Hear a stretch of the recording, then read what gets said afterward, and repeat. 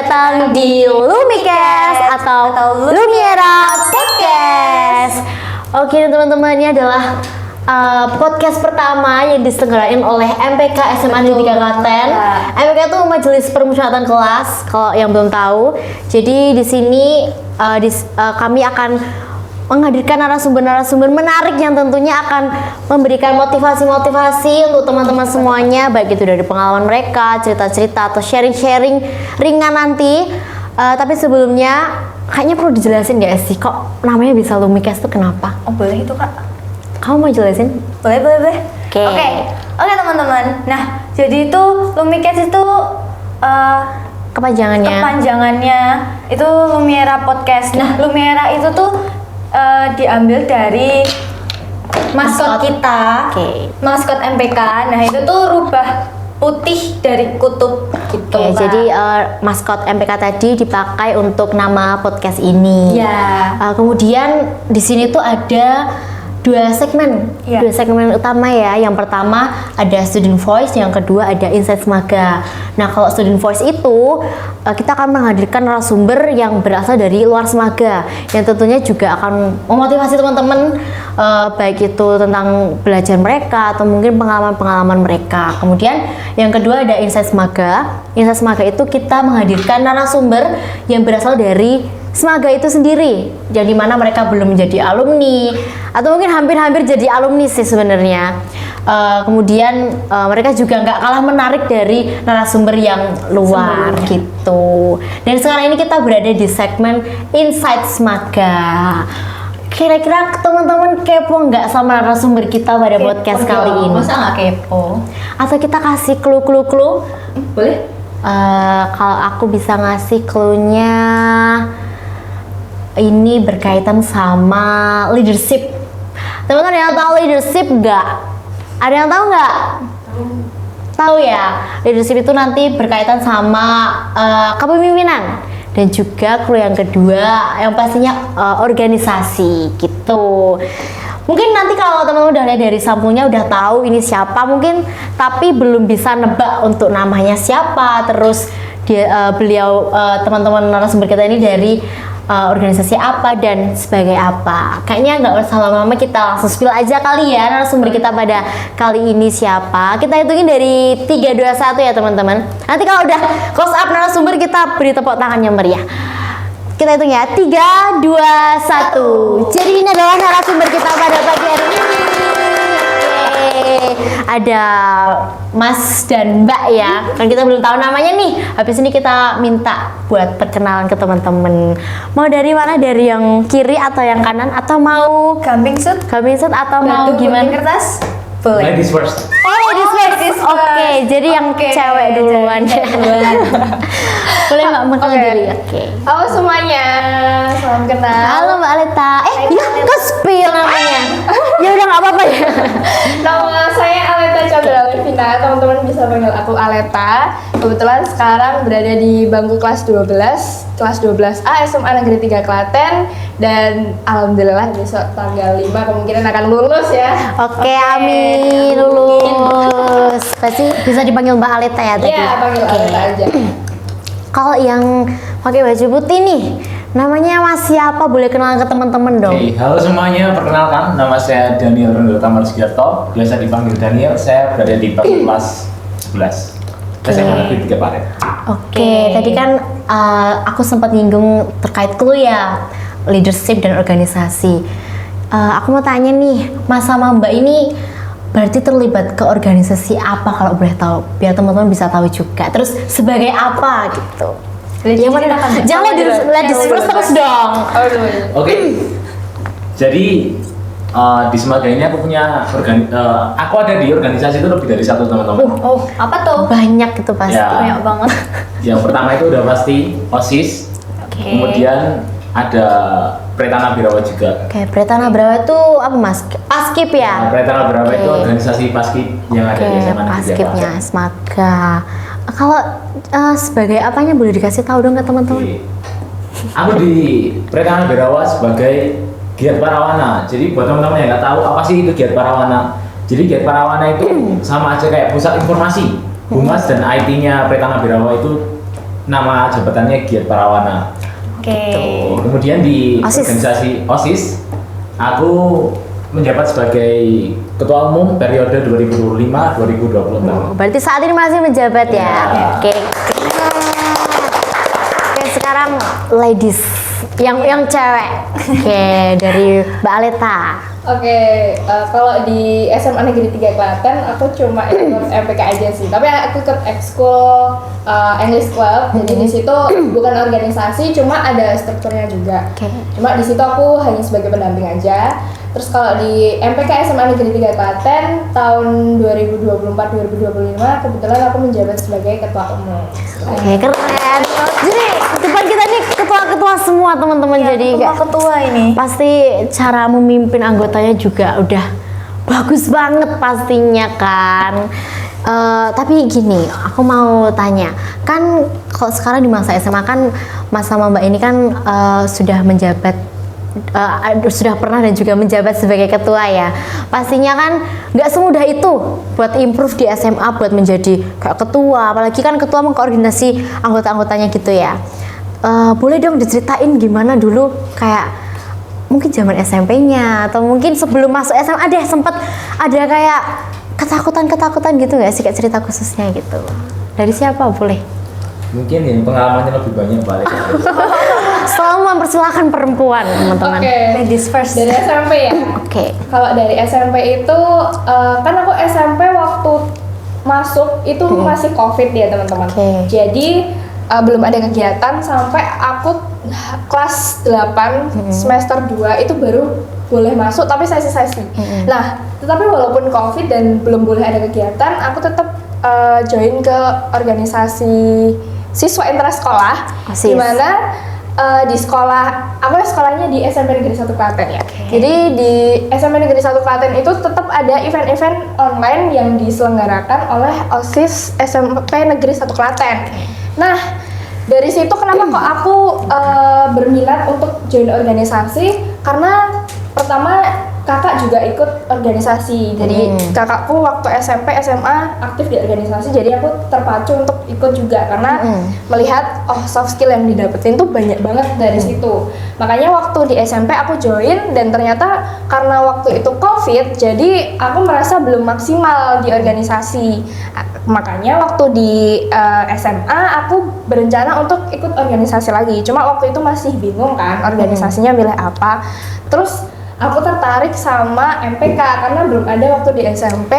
Jadi menurut aku ini pengalaman yang menarik untuk dicoba dan menurut aku hanya bisa didapatkan di SMA aja. Makanya aku coba untuk berani ke dunia MPK ini yang baru ini. Terus kemudian mendapat banyak pengalaman dari sana. Kemudian bisa mendapat relasi yang banyak juga dari organisasi ini sampai bisa ke organisasi di luar sekolah juga seperti itu. Oh gitu, berarti dulu semasa SMP tuh emang udah ada niat gitu ya Mbak Eta buat gabung organisasi gitu. Betul. Dan juga karena kakak ikut organisasi tadi, terus pengen juga nih pengen nyoba juga, gitu. terpacu semangat ya gitu. Dan ya itu tadi nyiptain kayak soft skill tadi, terus kayak apa ya intinya ya yang pastinya dapat pengalaman sama relasi kalau ikut organisasi gitu. Kalau buat Kak Daniel nih, ada cerita kasusnya nggak kayak Kak Daniel tuh SMP tuh tipenya yang gimana, orangnya tuh apakah seperti Mbak Eta tadi kayak langsung bergabung dengan organisasi atau yang gimana nih, atau nggak mudah bergaul atau gimana? Oke. Boleh diceritain? Kalau semasa SMP tuh jujur pengen ketawa jujur. Oke, ketawa dulu aja. karena gini, aku tuh SMP itu introvert final boss. Bener-bener introvert. Ya, kan aku masih SMP tuh berarti tahun berapa? 2021 masuk SMP itu kan COVID juga masih yang sama kayak Mbak Aleta. Itu tuh kita masuk sekolah itu pertama kali masuk sekolah waktu ujian tengah semester pertama. Di situ nggak ada PD-PD-nya sama sekali. Jadi kayak aku masuk pakai masker dengan ya seperti itu bentukan. Layaknya introvert ya banget gitu. Masker. Terus dari situ aku selama SMP dari kelas 1 sampai kelas 9 nggak pernah copot masker sama sekali. Sampai lulus kelas 9 berarti? Aku baru lepas masker itu kelas 9 semester 2. Kayak akhir-akhir banget ya? Ya, jadi kayak manusia-manusia di kelasku itu nggak tahu gimana wajah itu kayak gimana. Bahkan temen kelasnya nggak tahu loh. Ya, bahkan aku mau makan pun, aku tuh pakai maskernya double ya. Maskernya itu tak Gini, dimasukin gini. Dimasukin. Se-introvert itu. Terus akhirnya waktu semester 5, semester terakhir, aku tuh dapat pandangan baru. Gimana tuh? Ketemu sama saudara jauh yang baru pertama kali ketemu ya waktu kelas 9 semester 1 itu. Aku ditawarin buat daftar di sekolah kedinasan, sekolah semi militer. Ya. Di SMA Taruna Nusantara. Oke. Dari situ aku dapat insight baru tuh, dapat pandangan baru kayak ternyata dunia itu nggak sesempit itu gitu. Karena ya pasti kebanyakan orang apalagi SMP waktu itu dengan pikiranku yang sangat sempit ya. Sempitnya sempit banget. Aku cuma mau besok lulus SMP, aku mau ke SMA 1 waktu itu. Langsung ketemu Cuman banyak Klaten karena ya. dapat pandangan baru, akhirnya aku pindah haluan nih. Kayaknya dicoba boleh deh. Karena kan pendaftarannya itu waktu semester 1 kelas 9 ya, jadi bertahap gitu. Dan dari situ aku mulai banyak ngobrol sama saudaraku tadi, ya, sharing pengalaman yang kebetulan saudaraku tuh udah di sana duluan. Jadi banyak pengalaman yang aku dapat. Terus mulai ngobrol sama orang tua juga. Akhirnya mulai beranilah membuka diri. Akhirnya aku copot masker itu. Itu langkah pertama gitu ya tadi. Oke, Terus lanjut. ada kesempatan buat tampil depan umum, aku pengen nyoba. Tampil apa tuh Kak kalau boleh tahu? Waktu itu fashion show. Fashion show. Terus juga itu waktu pensi sekolah HUT. HUT terakhirku di SMP. Ada kesempatan buat maju juga walaupun akhirnya nggak jadi ya. Cuman at least aku berani lah. Iya, betul. Berani dulu ya teman-teman. Kalau berkaca di sebelumnya yang 2 tahun pakai masker itu kayaknya nggak bakal berani ngambil keputusan itu ya. Ya itu sih. Terus akhirnya masuk SMA, aku pengen nyoba sensasi baru lah. Kebetulan ada teman yang ngajak juga. Mau nggak join OSIS? Oh, ada yang Ya, ngajak. fun fact-nya dulu sebelum ada yang ngajak, temenku aku ngajak OSIS itu, aku mau daftar ke MPK dulu. Oh, udah mau. Sudah mau gabung yang merah-merah ini ya berarti. Tapi karena kebetulan teman-temanku di OSIS semua, jadi oke lah aku daftar OSIS aja gitu. Oke. Jadi OSIS aja nih. Kayak yang paskib tadi gimana? Ya, buat yang Itu juga sama, maksudnya juga ada kemauan dari diri sendiri. enggak. Ya dari sendiri benar. Oh, ada. Cuman tuh aku mikirnya kayak Taruna Nusantara itu kan biru ya. Iya. Warna pribadi juga biru. Oh, gitu. Motivasinya Nyoba ini bagus sih. Bagus. Motivasinya dari warna ya berarti. Motivasi warna. Oh, warna harus biru. First impressionnya bagus berarti. Harus biru. Oke, tadi kan udah ceritain pengalaman dari SMP ya. Jadi kayak kalau Kak Daniel tuh tipenya introvert yang final boss banget. Final boss. Kalau Mbak Lita tuh mau punya keinginan gabung gitu ke organisasi OSIS ya tadi ya Mbak Lita gitu. Tadi kan juga disinggung nih terkait soft skill. Kira-kira nih yang didapetin sama Mbak Lita sama Mas Daniel ini selama mengikuti organisasi itu apa aja soft skill yang apa ya kalau bisa dibikin top 3 nih, yang satu tuh apa, 2 apa, 3 apa gitu. Dari siapa dulu? Tadi aku udah. Oke. dulu. Oh ini ganti-gantian Udah. gitu ya. Mungkin kalau soft skill ya, pastinya kan brandingnya organisasi itu kalian bakal dapat pengalaman, kalian akan dapat pelajaran yang nggak kalian pelajarin di mata pelajaran. Benar. Iya kan? Betul. Nah, soft skill yang bisa aku dapat itu yang pertama manajemen waktu. Oke. Karena udah pasti ya dengan aku ikut organisasi, apalagi di 2 organisasi sekaligus, waktu manajemen waktu itu penting banget. Oke. Kemudian ada juga bagaimana aku bisa mengatur skala prioritas. Karena kan manajemen waktu sama skala prioritas ini saling beriringan ya. Iya. Berbanding lurus. Kemudian kalau top 3 nih, top 1 tadi manajemen waktu, top 2 skala prioritas, top 3 ini fleksibilitas. Woi. Dijelasin nggak Ya, fleksibilitasnya gimana? Kemampuan di mana aku tuh harus adaptasi di lingkungan baru. Jadi fleksibel gitu. Kok tetap fleksibel ya, jadi mau di organisasi yang ini atau organisasi yang ini gitu. Kalau Mbak Leta, gimana Mbak Leta? Kalau aku top 3 ya. Yang Ya. pertama yang jelas bukan manajemen waktu karena manajemen waktuku kemarin buruk banget ya. Jadi yang pertama aku komunikasi sih, itu udah jelas banget. Karena kan gini, kita di sini ini kan ngobrol ya. Ngobrol itu butuh skill khusus Iya. melihat siapa narasumbernya, siapa yang diajak ngomong. Yes. Nah, berbeda derajatnya dalam artian misal kita ngomong sama guru, kita ngomong sama sesama temen, kita ngomong sama orang lain, klien atau orang yang belum dikenal, itu tuh beda juga cara menghadapinya, cara berbicaranya.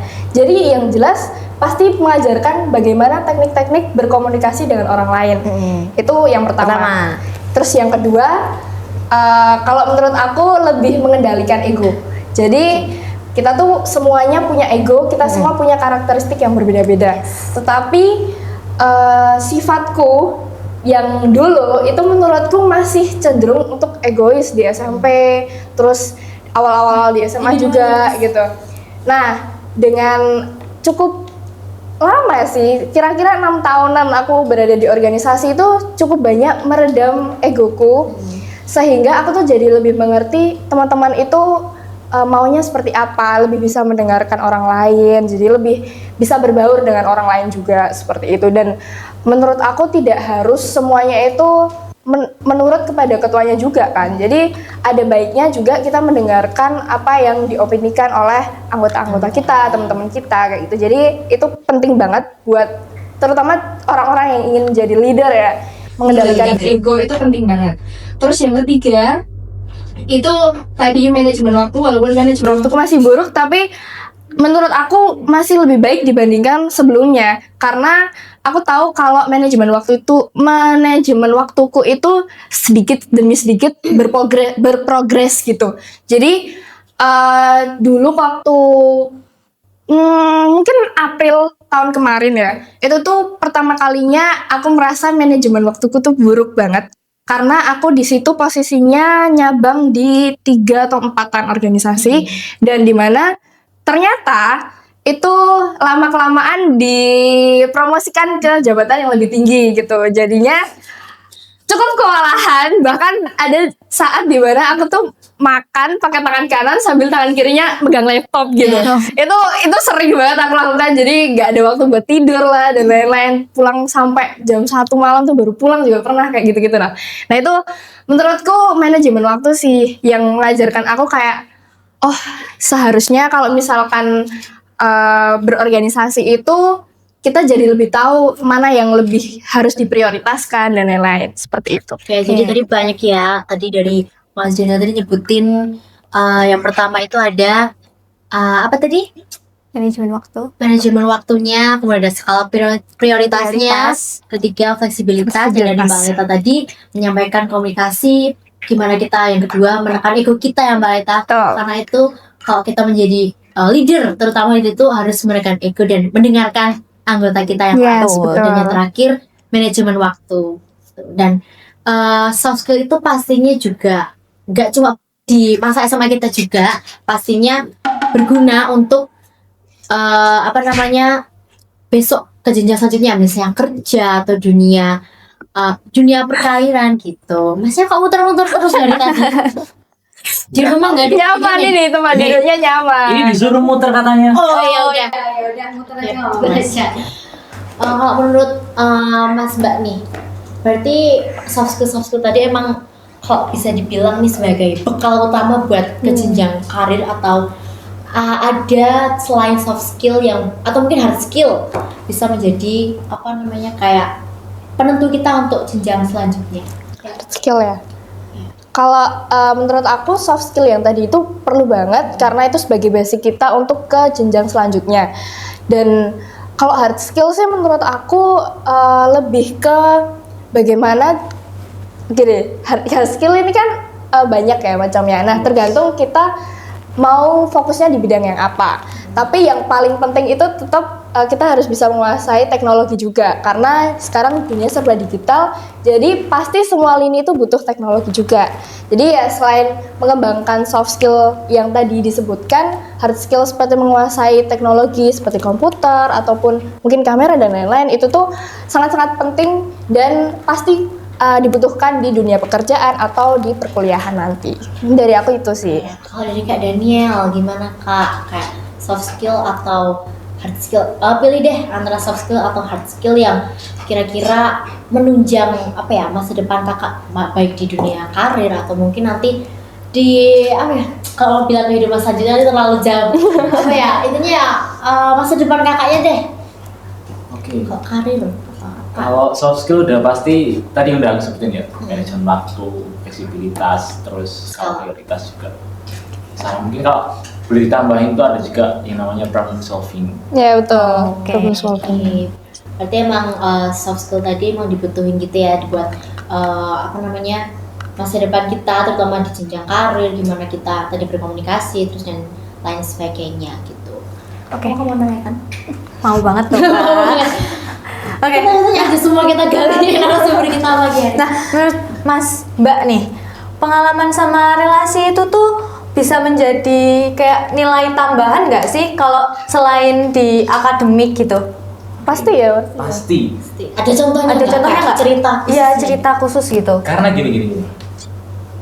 Kita ini kalau mungkin kita bisa bilang seseorang itu pintar, tetapi dia nggak punya relasi yang luas. Jadi dia nggak akan bisa hidup sendiri dengan mengandalkan kecerdasan dia. Betul. Jadi mungkin banyak cerita-cerita juga. Ini permisalan aja. Oke. Kita kalau relasi itu kita ngomongin relasi pasti bakal lebih luas dibahas waktu udah mahasiswa ya. Ya. Mungkin lebih luasnya mahasiswa. Kita ambil contoh deh universitas yang top, UGM misal. Oke. Mahasiswa UGM. Gimana ya ngomongnya? Yang jadi mahasiswa di sana kan dari berbagai kalangan juga. Ya.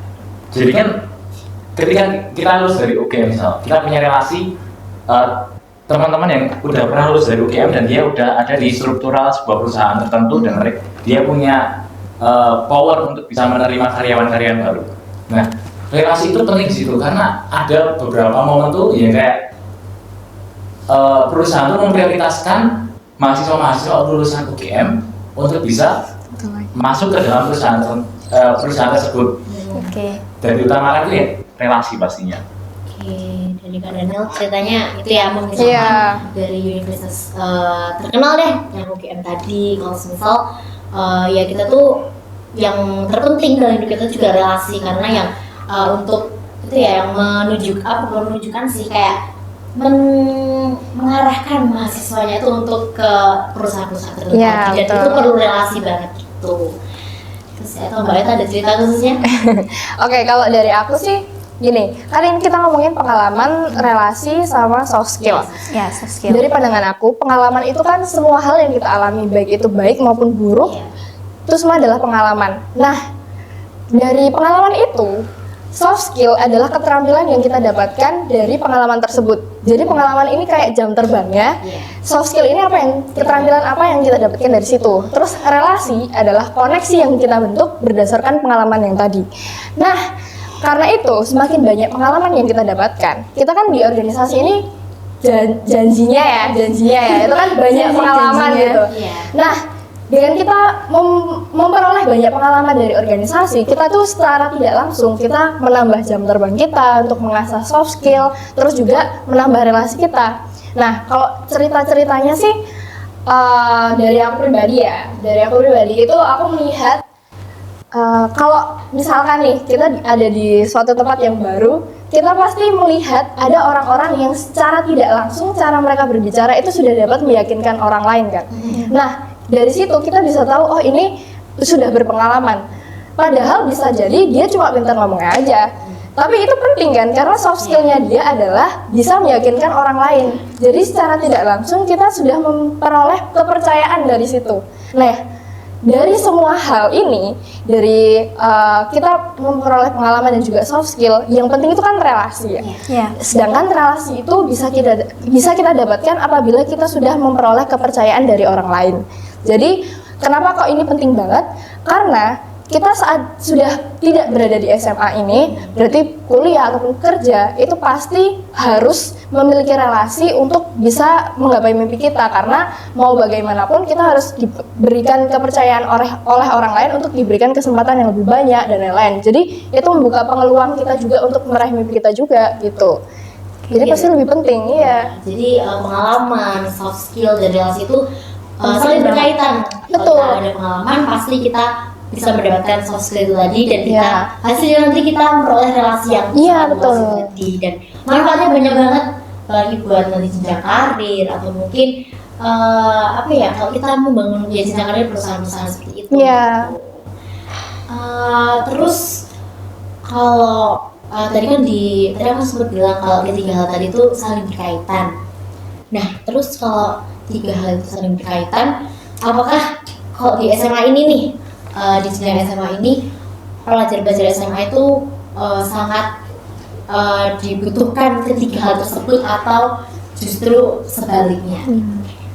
Termasuk orang-orang yang nggak tergabung dalam organisasi, hal itu gimana? Kalau dari aku tetap butuh ya, karena organisasi ini cuma salah satu aja sarana yang bisa kita pergunakan untuk mengasah soft skill.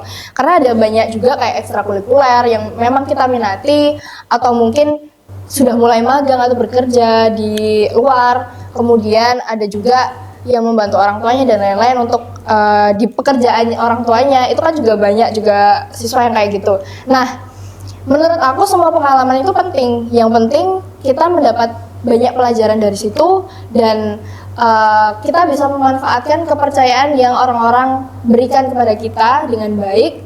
Nah, dari situlah relasi itu terjalin. Jadi semua hal yang akan kita alami ke depannya itu juga bergantung dengan siapa kita bergaul juga kan. Jadi relasi yang kita dapatkan dari organisasi ataupun yang di luar organisasi itu tetap penting untuk dibangun dari sejak SMA, seperti itu. Oke.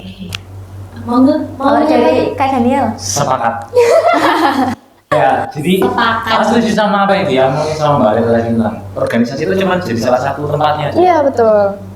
Dan jalan tuh nggak cuma organisasi aja, untuk bisa dapat pengalaman, untuk bisa dapat relasi, untuk bisa dapat soft skill juga. Ada banyak. Gimana kita bisa eksekusi, di mana minat kita tuh pengennya di mana, ya di situ kita gali lebih dalam lah. Gitu. Kalau kan tadi kan bilang kalau misal ini kan juga penting buat yang non organisasi juga ya. Tadi yang di luar organisasi, misal dia berada di ekstra atau mungkin kegiatan-kegiatan lain. Kemudian kalau yang kita misalnya nggak bagian mereka bukan minat sih, lebih ke tidak join ke organisasi sama ekstra, dan itu kan pastinya mereka mendapatkan seperti soft skill, relasi dan juga pengalaman itu kan bisa dari orang lain atau teman. Kalau dari Mbak Aleta sama Mas Daniel nih, setuju nggak kalau misal teman kita atau teman terdekat atau mungkin teman jauh itu bisa mempengaruhi kita untuk berkembang, apalagi mendapatkan pengalaman, relasi sama soft skill tadi, terlepas dari dia gabung sama organisasi tadi? Ngomong dulu? Bisa. Oke. Kalau dari aku pribadi, sebenarnya antara setuju nggak setuju ya, karena yang mempengaruhi itu kan ada dari eksternal dan juga dari internal. Kalau dari eksternal memang secara pergaulan dan lingkungan itu sebagai poin plus kita untuk mencapai keinginan kita, baik itu cita-cita atau apapun itu yang memang sudah dari awal kita niatkan gitu. Kita bisa semakin dekat dengan mimpi kita kalau bergaul dengan orang-orang yang memang sudah ada di sana. Itu bisa saja terjadi. Tapi apakah kita membatasi dengan yang lainnya juga? Menurutku enggak juga, karena kita juga punya faktor dari internal yang mana kita bisa membentengi diri kita untuk walaupun tetap bergaul dengan orang-orang yang memang tidak sejalan dengan kita, walaupun tidak suportif, tapi karena kita mempunyai niat dan juga mempunyai keyakinan, pasti menurut aku akan lebih teratur gitu. Jadi contoh nih, walaupun orang berorganisasi, kan nggak semuanya orang tuanya atau keluarganya itu juga mendukung gitu, nggak semuanya suportif juga. Jadi kalau memang lingkungan keluarganya seperti itu, ya mau bagaimana lagi, mau diubah seperti apa lagi, bisa kita ubah dengan cara kita tetap bertanggung jawab dengan apa yang ditanggungjawabkan kepada kita tanpa mempengaruhi organisasi, itu juga bisa. Tapi kan di sisi lain kita juga harus memiliki batas untuk kita juga tetap berkembang di apa yang kita inginkan, nggak cuma apa yang orang lain inginkan juga kan, seperti itu. Jadi setuju dan tidak setuju karena ya itu tadi ada dua faktor yang memang saling berkaitan, seperti itu. Oke, kalau dari aku mungkin aku bakal lebih bahas ke internalnya dulu. Tadi kan Mbak Aleta keduanya. Iya. Setuju atau enggaknya itu gimana kondisi internalnya dia. Jadi karena gini, berkaca ke aku sendiri ya, kepribadian. Jadi kalau emang dia nggak cocok untuk gabung di organisasi, nggak cocok di ekstrakurikuler, karena mungkin basicnya dia introvert tadi dan mungkin dia belum dapat motivasi untuk bisa lebih membuka dirinya, yaitu udah pastinya pasti dia nyari jalan yang lain gitu.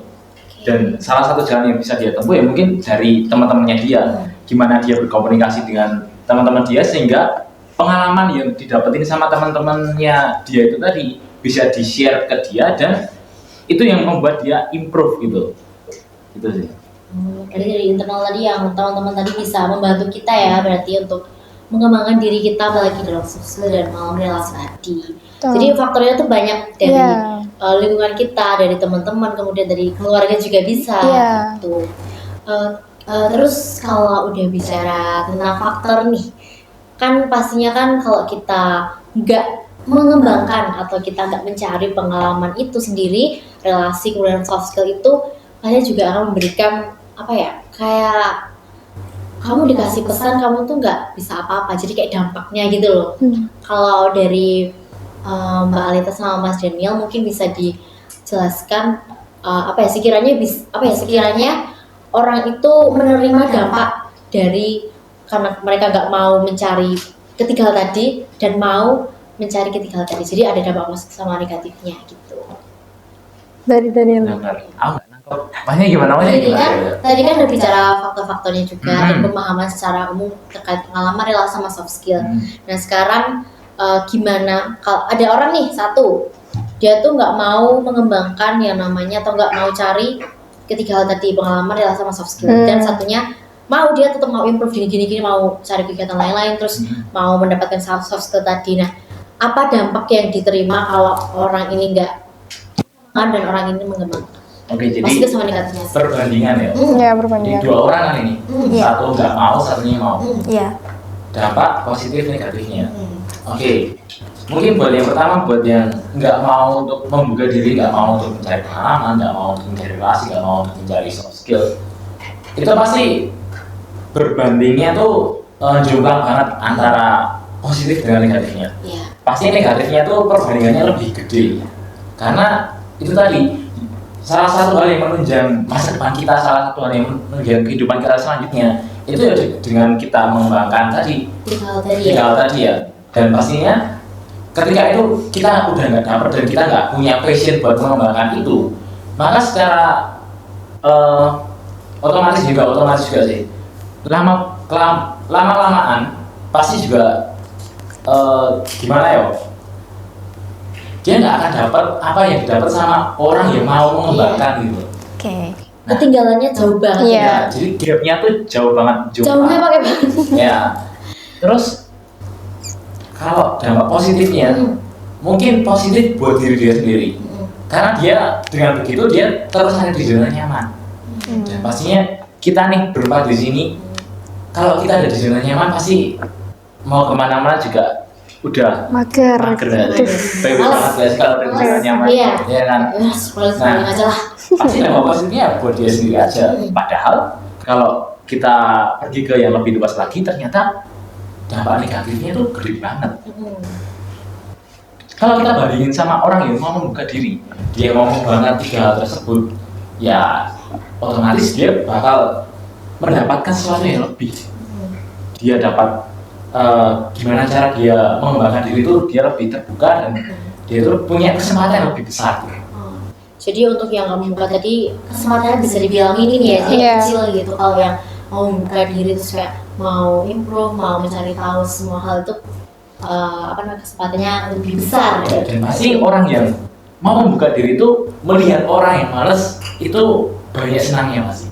Iya, karena untung aku punya saing aku berkurang. iya saingnya berkurang. Jadi kayak aku terus bisa nih kalau saing aku pada nggak mau gerak gitu. Kalau Mbak itu sendiri ada dampak yang paling kelihatan banget gitu. Jadi dari dampak positif sama yang negatifnya. Sebenarnya kalau perbandingan dua orang ini ya, itu yang paling kelihatan pasti dari pertama kompetensi orang tersebut, dan yang kedua dari peluang yang didapatkan. Jadi kita kalau udah nggak di SMA, kalau di perkuliahan ataupun di dunia kerja, itu pasti yang kita manfaatkan adalah kompetensi kita dan peluang yang kita dapatkan. Nah, untuk memperbesar peluang dan untuk meningkatkan kompetensi itu bisa kita lakukan sedari SMA dan sedari SMP bahkan. Jadi untuk orang-orang yang memang tidak mengasah sejak awal, itu tuh akan sangat tertinggal dengan orang-orang yang memang sudah melatih dirinya sedari di sekolah, seperti itu. Jadi seperti yang dibilang Daniel tadi, akan merasa tertinggal, seperti itu. Dan peluangnya kecil tadi ya? Iya. Gitu, terus oh ya, nyampein. Tapi nggak ada kata terlambat untuk memulai ya teman-teman. Oke. Kamu tuh bisa kapanpun gitu. Yes. Mulai aja dulu. Jangan pernah bilang nggak bisa. Yes, pasti betul. itu tuh belum saatnya kamu bisa melakukan apa yang sebenarnya itu tuh benefitnya tuh bagus banget buat kamu. Yes, betul. Oke, Mbak Mas mau tanya. Nah, kan kalau waktu Mas Mbaknya itu ikut organisasi nih. Nah, terus pernah nggak sih ngalamin kesulitan saat bekerja sama satu tim gitu? Pernah nggak? Kira-kira? Walaupun udah punya bekal soft skill nih kan tadi kan bisa menekan ego dan komunikasinya diperbaiki gitu. Apakah tetap bisa ada kayak Kendalanya. kendala? Pasti ada, karena gini, aku lebih banyak aktif tuh pastinya di OSIS karena aku merasa aku punya tanggung jawab yang lebih besar di situ. Di OSIS aku sebagai ketua nih, aku mengkoordinir semua anggota-anggotaku, semua teman-temanku yang ada di organisasi tersebut. Pastinya dalam perjalanan kita selama 2 periode, kita nggak selalu sejalan dong. Pasti ada gimana apa yang aku pikirin, ternyata mereka mikirnya lain dan menurut mereka lebih efektif dengan cara mereka. Gitu lah. Bisa dibilang pendapat gitu ya. Jadi di situ mulai muncul adanya ketidaksamaan pendapat, beda persepsi kita, dan pastinya konfliknya mulai muncul di situ. Cuman ketika konflik sudah muncul, tugas kita semua buat saling sadar dan gimana aku bisa mengkoordinir teman-temanku ini supaya kita bahas nih pendapatnya mereka, pendapatku, cara mereka, caraku, gimana sih yang lebih efektif ya. Apakah bisa kedua gagasan yang dikolaborasikan sehingga lebih efektif lagi? Itu adalah pembahasan juga. Dan dibilang sulit atau enggak, pasti sulit karena balik lagi semua orang tuh punya ego, seperti yang sudah dikatakan sama Mbak Aleta. Dan jujur, ego ini termasuk tinggi. Dan tinggi. Ya, pastinya dengan ego yang tinggi dan mungkin teman-temanku juga, sometimes mereka punya ego yang tinggi juga. Ya pasti kita beradunya di diskusi itu kan. Aku maunya ini, mereka maunya itu. Dan lewat diskusi itu kalau emang bisa dikolaborasikan, jika enggak, oke, kita cari jalan yang terbaik. Yang terbaik. Jadi tetap harus komunikasi juga ya tadi, kayak dibilang Mbak Leta tadi, soft skillnya komunikasi itu penting buat kita nyelesain masalah kita. Kalau kita ketemu kendala-kendala dalam organisasi ya tentunya tadi, karena Mbak Leta dan juga Mas Daniel ini sebagai ketua di organisasi mereka masing-masing gitu. Terus untuk kan tadi udah bicara terkait kendala-kendalanya di organisasi, itu kan tentunya buat mereka nih, kita balik lagi orang yang nggak berorganisasi deh, sebagai siswa biasa nih atau pelajar biasa gitu kan, mereka kan sulit ya untuk mendapatkan namanya pengalaman dalam semua soft skill kalau nggak ada wadahnya. Jadi kan wadahnya kan organisasi. Kalau mereka ikut organisasi lain atau tempat yang lain kan bisa membuat mereka mendapatkan 3 hal tadi. Cuma kalau yang nggak berada dalam wadah-wadah itu tadi, gimana sih tips yang paling efektif, tips atau rahasianya dari Mbak Aleta atau Mas Daniel untuk memulai gimana kita mendapat pengalaman tadi, kemudian relasi dan juga soft skill. Oke, kalau dari aku ya, menurut aku untuk memulai itu sebenarnya nggak ada tipsnya karena itu semua pasti dari niat diri sendiri. Semua orang pasti punya titik di mana mereka merasa kayak, oh aku kayaknya butuh deh belajar ini. Nah itu harus ditemukan sendiri kapan titiknya ini gitu. Jadi nggak bisa untuk orang lain merekomendasikan sesuatu terus tiba-tiba kita ikut. Nah itu tuh jarang banget. Karena lagi-lagi yang kita sendiri yang mengetahui apa yang kita butuhkan. Jadi soft skill ini tetap bisa dipelajari dan tidak ada kata terlambat untuk mempelajari. Tapi yang pertama dan paling utama adalah niat dari teman-teman sendiri untuk mau memulai itu tadi. Kemudian mencari alasan kenapa sih teman-teman harus mempelajari atau memiliki soft skill ini kayak gitu. Terus juga mungkin kalau misalkan teman-teman merasa waktu di dunia perkuliahan atau di pekerjaan itu nanti kok teman-teman aku yang lain sudah bisa menguasai ini dan lain-lain, kok aku belum bisa. Nah mungkin itu juga salah satu tanda teman-teman sudah harus memulai untuk menguasai itu, jadi mempelajari itu. Dan menurut aku kalau tips untuk menguasainya itu lebih sederhananya adalah lebih banyak mencoba aja sih, karena pengalaman itu menurut aku yang paling penting. Jadi guru yang paling penting itu pengalaman pokoknya. Mau pengalamannya buruk ataupun baik itu semuanya penting untuk jam terbang teman-teman. Dan pasti kalau di setiap pengalaman buruk itu ada suatu hal yang bisa kita perbaiki dari situ, dan ada satu hal juga yang membuat kita lebih improve daripada yang sebelumnya. Seperti itu kalau dari aku ya. Jadi niat ya, Iya, pertama niat. Ada kemauan dari diri sendiri mau mencoba mempelajari yang namanya mencari pengalaman, relasi dan juga soft Betul. skill.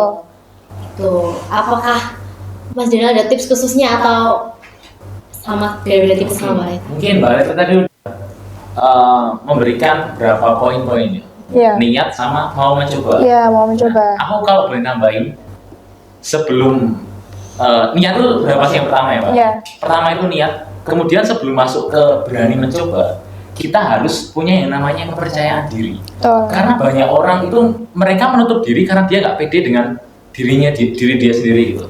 Dan kalau aku boleh kembali berkaca ke aku sendiri, aku tuh orangnya NPD. Mungkin sekarang sebutannya NPD. Sekarang NPD, kalau dulu apa? NPC? Apa? Nggak tahu. Oh ya. PD Final Bus. Oke, NPD sekarang NPD terus kan Mas Daniel ini ada di fase dia jadi NPD. Oke, jadi NPD-nya aku tuh mungkin kan banyak orang yang menganggap NPD itu adalah sebuah sebuah hal yang buruk. Tetapi aku mencoba membuat hal buruk itu menjadi positif.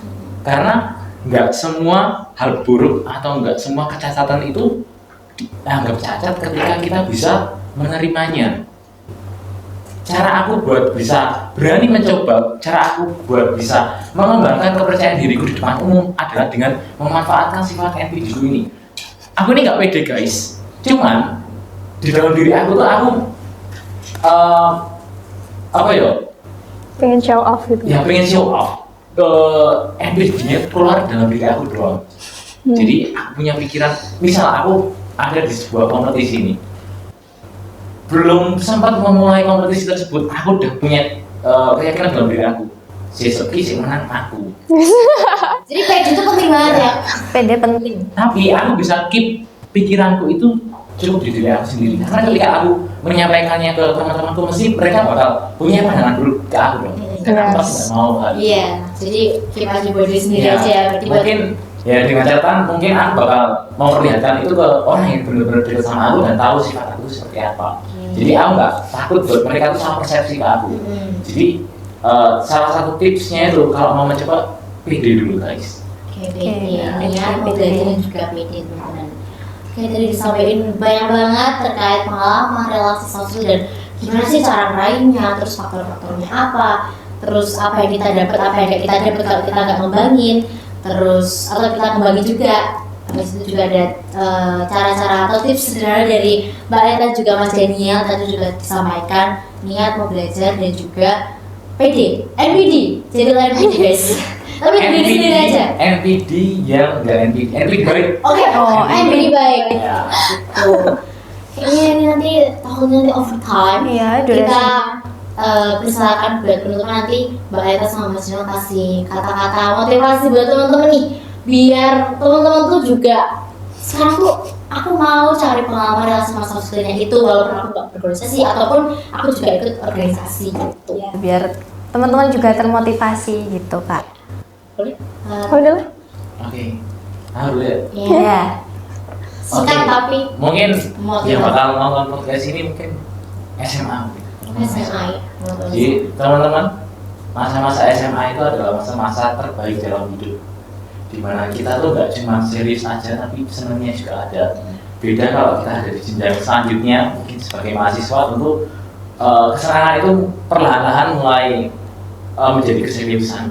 Jadi manfaatin masa-masa SMA-nya teman-teman ini supaya besok tuh kalau kita udah ada di waktu kita harus serius, kita tuh udah nggak memerlukan atau nggak terlalu membutuhkan kesenangan-kesenangan yang udah seharusnya kita lewatin.